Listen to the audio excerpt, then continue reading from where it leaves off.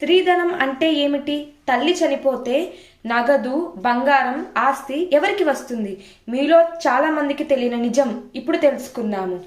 పెళ్లి జరగక ముందు, పెళ్లి జరిగిన తర్వాత ఆమె తల్లిదండ్రులు, భర్త లేదా బంధువులు ఎవరైనా బహుమతి రూపంలో నగదు, బంగారము, ఆస్తి ఇచ్చినట్లయితే అది స్త్రీధనంగా పరిగణిస్తారు.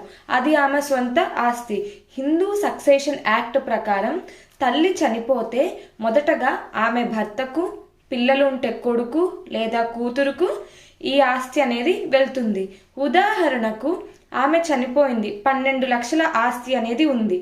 4 లక్షలు భర్తకు, 4 లక్షలు కొడుకుకు, 4 లక్షల కూతురుకు సమానంగా వెళ్తుంది. ఒకవేళ ఆమె విల్లు రాసి గనక చనిపోతే వీలునామా ప్రకారం ఆస్తి అనేది వెళ్తుంది. ఇలాంటి మరిన్ని లీగల్ వీడియోస్ కోసం ఛానల్ సబ్స్క్రైబ్ చేసుకోండి.